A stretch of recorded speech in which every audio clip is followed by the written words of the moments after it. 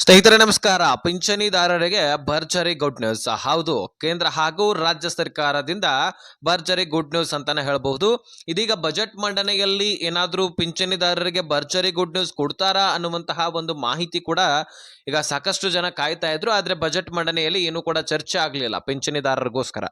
ಕಳೆದ 2 ವರ್ಷದಿಂದ ನಾವು ಪಿಂಚಣಿಯನ್ನ ಹೆಚ್ಚಳ ಮಾಡ್ತೀವಿ ಅಂತ ಹೇಳ್ಬಿಟ್ಟು ರಾಜ್ಯ ಸರ್ಕಾರದಲ್ಲಿ ಸಿಎಂ ಸಿದ್ದರಾಮಯ್ಯನವರು ಹೇಳ್ಕೋತಾ ಬಂದಿದ್ದಾರೆ.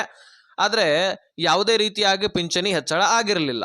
ಆದ್ರೆ ಈಗ ಪಿಂಚಣಿ ನಮ್ಮ ರಾಜ್ಯದಲ್ಲಿ ಹೆಚ್ಚಳ ಆಗುತ್ತೋ ಇಲ್ವೋ ಅದರ ಬಗ್ಗೆ ನಾನು ಹೇಳ್ತೀನಿ. ಜೊತೆಗೆ ಕೇಂದ್ರ ಸರ್ಕಾರದಿಂದನೂ ಕೂಡ ಪಿಂಚಣಿ ಹೆಚ್ಚಳ ಆಗೋದ್ರ ಬಗ್ಗೆ ಗ್ರೀನ್ ಸಿಗ್ನಲ್ ಸಿಗ್ತಾ ಇದೆ.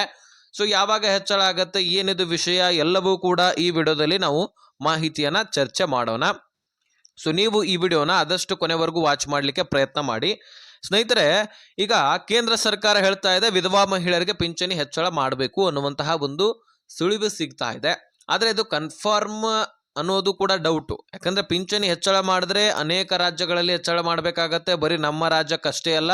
ಯಾಕಂದ್ರೆ ಕೇಂದ್ರ ಸರ್ಕಾರ ಕೊಟ್ರೆ ಎಲ್ಲ ರಾಜ್ಯಗಳಿಗೆ ಕೊಡಬೇಕು, ಇಲ್ಲ ಅಂದ್ರೆ ಎಲ್ಲ ರಾಜ್ಯಗಳಿಗೂ ಕೊಡಬಾರ್ದು. ಆ ರೀತಿ ವ್ಯವಸ್ಥೆಗಳು ಇರ್ತವೆ, ಯೋಜನೆಗಳು ಇರ್ತವೆ. ಅದೇ ರೀತಿಯಾಗಿ ಈಗ ಪಿಂಚಣಿಯನ್ನ ಹೆಚ್ಚಳ ಮಾಡೋದ್ರ ಬಗ್ಗೆ ಒಂದಿಷ್ಟು ಚರ್ಚೆಗಳು ಕಂಡು ಬರ್ತಾ ಇದ್ದು, ಅದರಲ್ಲಿ ನಮ್ಮ ರಾಜ್ಯಕ್ಕೂ ಕೂಡ ಹೆಚ್ಚಳ ಮಾಡುವಂತಹ ಸಾಧ್ಯತೆ ಇದೆ ಅಂತೆ. ಇನ್ ಕೇಸ್ ಹೆಚ್ಚಳ ಮಾಡಬಹುದು ಅನ್ನುವಂತಹ ಮಾಹಿತಿ ಇದೆ, ಹೆಚ್ಚಳ ಮಾಡ್ತಾರೆ ಎನ್ನುವಂತಹ ಕನ್ಫರ್ಮ್ ಮಾಹಿತಿ ಇಲ್ಲ. ಆದ್ರೆ ರಾಜ್ಯ ಸರ್ಕಾರದಿಂದ ಇದೆ, ಅದನ್ನ ನಾನು ಹೇಳ್ತೀನಿ. ಆದ್ರೆ ಕೇಂದ್ರ ಸರ್ಕಾರದಿಂದ ಹೆಚ್ಚಳ ಆದಿದ್ದೇ ಆದ್ರೆ ಎಷ್ಟು ಹೆಚ್ಚಳ ಆಗಬಹುದು? 900ಕ್ಕಿದ್ದಂತಹ ಪಿಂಚಣಿ 2200 ತನಕ ಕೂಡ ಹೆಚ್ಚಳ ಆಗುವಂತಹ ಸಾಧ್ಯತೆ ಇದೆ. ಜೊತೆಗೆ ನಮ್ಮ ರಾಜ್ಯದಲ್ಲಿ ಅಷ್ಟೇ ಹೆಚ್ಚಳ ಮಾಡಿದ್ರೆ ನಡೆಯೋಲ್ಲ, ಎಲ್ಲ ರಾಜ್ಯಗಳಲ್ಲಿ ಕೂಡ ಹೆಚ್ಚಳ ಮಾಡಬೇಕಾಗತ್ತೆ. ಉತ್ತರ ಪ್ರದೇಶದಲ್ಲಿ 500ಕ್ಕಿದ್ದಂಥದ್ದು 1500ಕ್ಕೆ, ಬಿಹಾರದಲ್ಲಿ 600ಕ್ಕಿದ್ದಂಥದ್ದು 2000ಕ್ಕೆ, ಅದೇ ರೀತಿಯಾಗಿ ಮಹಾರಾಷ್ಟ್ರದಲ್ಲಿ 800ಕ್ಕಿದ್ದಂಥದ್ದು 2000ಕ್ಕೆ, ಹರಿಯಾಣದಲ್ಲಿ 1200ಕ್ಕಿದ್ದಂಥದ್ದು 2500ಕ್ಕೆ, ಮಧ್ಯಪ್ರದೇಶದಲ್ಲಿ 1000ಕ್ಕಿದ್ದಂಥದ್ದು 3000ಕ್ಕೆ, ರಾಜಸ್ಥಾನದಲ್ಲಿ 750ಕ್ಕಿದ್ದಂಥದ್ದು 2500 ತನಕ ಕೂಡ ಪಿಂಚಣಿ ಹೆಚ್ಚಳ ಆಗುವಂತಹ ಸಾಧ್ಯತೆ ಇದೆ ಅಂತೆ. ಏನಾದ್ರೂ ಇನ್ ಕೇಸ್ ಹೆಚ್ಚಳ ಆದ್ರೆ ಇಷ್ಟು ಮಾತ್ರ ಹೆಚ್ಚಳ ಆಗುವಂಥದ್ದು. 2000 ಅಂದ್ರೂ ಸಹಿತ ಸಾಕಪ್ಪ ನಮಗೆ ಅಂತ ವಿಧವಾ ಮಹಿಳೆಯರು ಹೇಳಬಹುದು.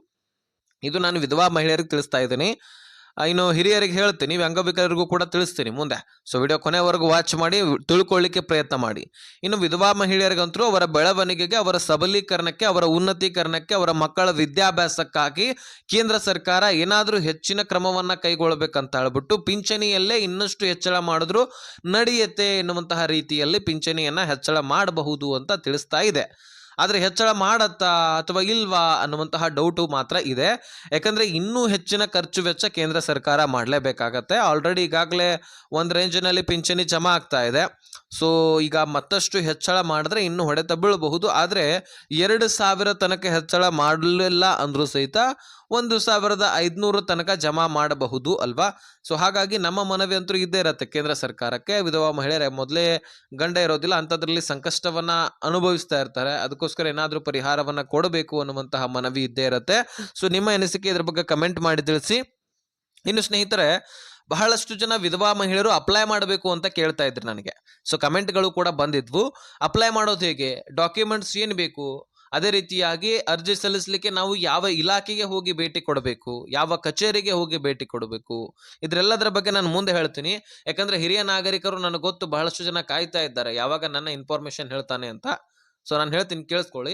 ಹಿರಿಯ ನಾಗರಿಕರಿಗೆ ಕಳೆದ 2 ವರ್ಷದಿಂದ ಸಿಎಂ ಸಿದ್ದರಾಮಯ್ಯನವರು ಪಿಂಚಣಿ ಹೆಚ್ಚಳ ಮಾಡ್ಬೇಕಂತ ಕಾಯ್ತಾ ಇದ್ರಂತೆ. ಬೆಂಗಳೂರಿನಲ್ಲಿ ನಡೆದತಕ್ಕಂತಹ ಹಿರಿಯ ನಾಗರಿಕರ ಸಭೆಯಲ್ಲಿ ಹೋದ ವರ್ಷದಲ್ಲಿ ಈ ಇನ್ಫಾರ್ಮೇಶನ್ ಕೊಟ್ಟಿದ್ರು. ಆದ್ರೆ ಇನ್ನೂ ತನಕ ಪಿಂಚಣಿ ಹೆಚ್ಚಳ ಮಾಡಿರಲಿಲ್ಲ.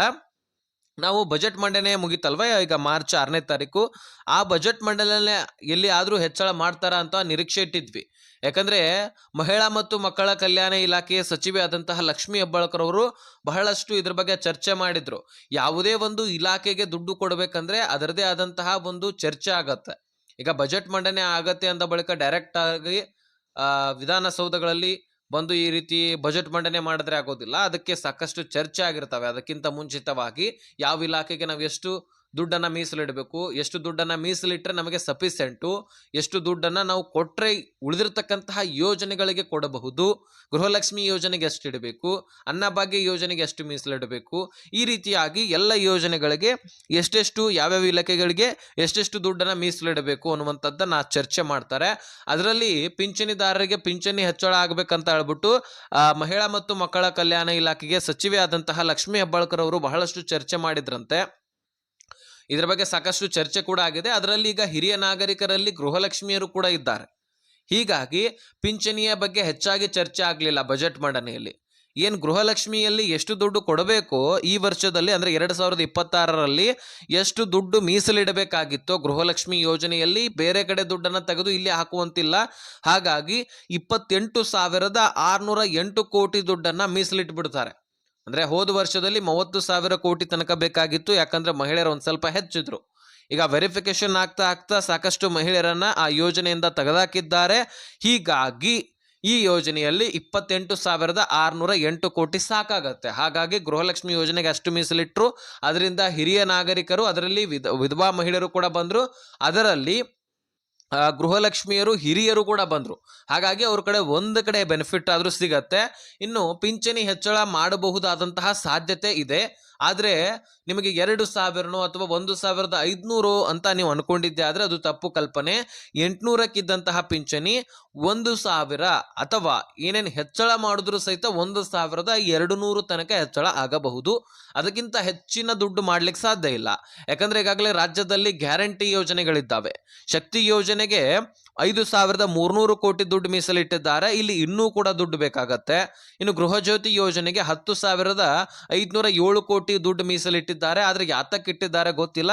ಗೃಹ ಜ್ಯೋತಿ ಇಲ್ಲಂತ್ರು ಅಂದ್ರೆ ಈಗಾಗಲೇ ಕರೆಂಟ್ ಬಿಲ್ ನಮಗೆ ಎಷ್ಟು ಮೊದಲು ಬರ್ತಾ ಇತ್ತು ಅದೇ ರೀತಿಯಾಗಿ ಈಗಲೂ ಕೂಡ ಬರ್ತಾ ಇದೆ. 200 ಯೂನಿಟ್ ಏನು ಕಡಿಮೆ ಅಂತೂ ಅನಿಸ್ತಾ ಇಲ್ಲ. ಇನ್ನು ಗೃಹಲಕ್ಷ್ಮಿಯಲ್ಲಿ ಆಗಲೇ ಹೇಳಿರುವ ಹಾಗೆ 28,608 ಕೋಟಿ. ಅದೇ ರೀತಿಯಾಗಿ ಇಂದಿರಾ ಆಹಾರ ಕಿಟ್ ಅನ್ನಭಾಗ್ಯ ಯೋಜನೆಯಲ್ಲಿ ಅಕ್ಕಿ ಬದಲಾಗಿ 6,200 ಕೋಟಿ ಮೀಸಲಿಟ್ಟು ನಿಮಗೆ ಕಿಟ್ ವಿತರಣೆ ಮಾಡಬಹುದಾದಂತಹ ಸಾಧ್ಯತೆ ಇದೆ ಹೇಳ್ತಾ ಇದ್ದಾರೆ. ಆದ್ರೆ ಯಾವಾಗ ಜಾರಿ ತರ್ತಾರೋ ಗೊತ್ತಿಲ್ಲ. ಅವ್ರು ಕೊಟ್ಟಿರ್ತಕ್ಕಂತಹ ಇನ್ಫಾರ್ಮೇಶನ್ ಮಾತ್ರ ನಾವು ನಿಮ್ಗೆ ತಲುಪಿಸಿರ್ತೀವಿ. ಸೊ ಇನ್ನು ನಾವು ಹುಟ್ಟಾಕಿ ಹೇಳಲಿಕ್ಕೆ ಸಾಧ್ಯ ಇಲ್ಲ. ಹಾಗಾಗಿ ಇಂದಿರಾ ಕಿಟ್ ಕೊಡ್ತೀವಿ ಅಂತ ಹೇಳಿಬಿಟ್ಟೇನೆ ಬಜೆಟ್ ಮಂಡನೆಯಲ್ಲಿ ಕೂಡ ಘೋಷಣೆ ಮಾಡ್ತಾರೆ. ಇಂದಿರಾ ಕಿಟ್ಗಾಗಿ 6,200 ಕೋಟಿ ಅಂತ ಮೀಸಲಿಟ್ಟಿರ್ತೀವಿ ಅಂತ ಹೇಳ್ತಾರೆ. ಆದ್ರೆ ಅನ್ನಭಾಗ್ಯ ಯೋಜನೆಯಲ್ಲಿ ಅಂತ ಹೇಳಿಲ್ಲ. ಯಾಕಂದ್ರೆ ಅನ್ನಭಾಗ್ಯ ಯೋಜನೆಯಲ್ಲಿ ಅಕ್ಕಿ ಕೊಡಬೇಕಾಗತ್ತೆ. ಅಕ್ಕಿ 5 ಕೆಜಿ ಕೇಂದ್ರದಿಂದ ಬಂದ್ರೆ 5 ಕೆಜಿ ರಾಜ್ಯ ಸರ್ಕಾರದಿಂದ ಬರ್ತಾ ಇದೆ. ಹೀಗಾಗಿ 6,200 ಕೋಟಿ ಇಟ್ಟಿದ್ದಾರೆ. ಇನ್ನು ಹೆಚ್ಚಳ ಆದರೂ ಸಹಿತ 1,000 ಅಥವಾ 1,200 ತನಕ ಹೆಚ್ಚಳ ಆಗ್ಬೋದು ಸ್ನೇಹಿತರೆ. ಹಾಗಾಗಿ ಈ ಇನ್ಫಾರ್ಮೇಶನ್ ನಾನು ನಿಮ್ಗೆ ತಿಳಿಸಿದ್ದೀನಿ. ಹೆಚ್ಚಳ ಮಾಡಬಹುದಂತ ಸಾಧ್ಯತೆ ಇದೆ. ಇನ್ನು ವಿಧವಾ ಮಹಿಳೆಯರಿಗೆ ಎಷ್ಟು ದುಡ್ಡು ಬರುತ್ತೆ ಇದನ್ನ ನಾವು ನೋಡೋದಾದ್ರೆ ಅದಕ್ಕೆ ಆಗಲೇ ಹೇಳಿದ್ದೀನಿ. ಆದ್ರೆ ಇನ್ನು ಅಪ್ಲಿಕೇಶನ್ ಹಾಕ್ಲಿಕ್ಕೆ ನಿಮ್ಮ ಹತ್ರ ಡಾಕ್ಯುಮೆಂಟ್ಸ್ ಬೇಕಾಗಿರುವಂತದ್ದು ತಿಳ್ಕೊಳ್ಳಿ.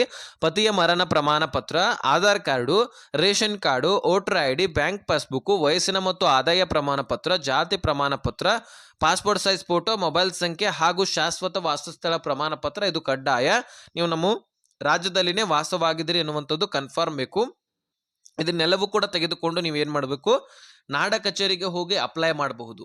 ಅಲ್ಲಿರ್ತಕ್ಕಂತಹ ಅಧಿಕಾರಿಗಳು ನಿಮ್ಮ ಡಾಕ್ಯುಮೆಂಟ್ಸ್ ವೆರಿಫಿಕೇಶನ್ ಮಾಡಿ ನಿಮಗೆ ಅಪ್ಲೈ ಮಾಡಿ ಕೊಡ್ತಾರೆ. ತಿಳಿತಾ ಅಂತ ಅನ್ಕೊಳ್ತೀನಿ. ಇನ್ನು ಕಳೆದ 2 ತಿಂಗಳ ಪಿಂಚಣಿ ಕೂಡ ಜಮಾ ಆಗಿರಲಿಲ್ಲ, ಈಗ ಜಮಾ ಆಗ್ತಾ ಇದೆ. ಫೆಬ್ರವರಿ ಹಾಗೂ ಮಾರ್ಚ್ ತಿಂಗಳ ಹಣ ಕೂಡ ನಿಮ್ಮ ಖಾತೆಗಳಿಗೆ ಜಮಾ ಆಗ್ತಾ ಇದೆ. ಸೊ ನಿಮ್ಮ ಅಕೌಂಟ್ಗಳಿಗೆ ಬಂದಿದ್ರೆ ಕಮೆಂಟ್ ಮಾಡಿ ತಿಳಿಸೋದನ್ನ ಮರಿಬೇಡಿ. ಇನ್ನು ನಿಮ್ಮ ಖಾತೆಗಳಿಗೆ ಜಮಾ ಆಗ್ತಾ ಇಲ್ಲ, ನಿಂತು ಹೋಗಿದೆ ಅಂದ್ರೆ ಕಮೆಂಟ್ ಮಾಡಿ ಜಮಾ ಆಗ್ತಾ ಇಲ್ಲ ಅಂತ. ಅಥವಾ ಕಳೆದ 2 ತಿಂಗಳ 3 ತಿಂಗಳಿಂದ ಬರ್ತಾ ಇಲ್ಲ ಅಂದ್ರೆ ಮಾತ್ರ ಕಮೆಂಟ್ ಮಾಡಿ. ಈ ತಿಂಗಳದ್ದು ಬಂದಿರಲಿಲ್ಲ ಅಂದ್ರೆ ತಲೆ ಕೆಡಿಸ್ಕೊಳ್ಬೇಡಿ, ಬರ್ತಾ ಇದೆ. ಇನ್ನು ಈಗ 3-4 ತಿಂಗಳು ಕೊಡೋದು ದುಡ್ಡೇ ಬಂದಿಲ್ಲ ಅಂದ್ರೆ ಕಮೆಂಟ್ ಮಾಡಿ. ನಾನು ಮತ್ತೊಂದು ವಿಡಿಯೋದಲ್ಲಿ ಅದ್ರ ಬಗ್ಗೆ ಸಪ್ರೇಟ್ ಆಗಿ ತಿಳಿಸ್ಕೊಡ್ತೀನಿ. ಏನು ಪ್ರಾಬ್ಲಮ್ ಆಗಿದೆ, ಅದಕ್ಕೆ ನೀವು ಏನು ಸೊಲ್ಯೂಷನ್ ಮಾಡ್ಕೊಳ್ಬೇಕು, ಏನು ಪರಿಹಾರ ಪಡ್ಕೊಂಡ್ರೆ ನಿಮ್ಗೆ ದುಡ್ಡು ಜಮಾ ಆಗತ್ತೆ ಅನ್ನುವಂಥದ್ದನ್ನು ನಾನು ತಿಳಿಸ್ತೀನಿ.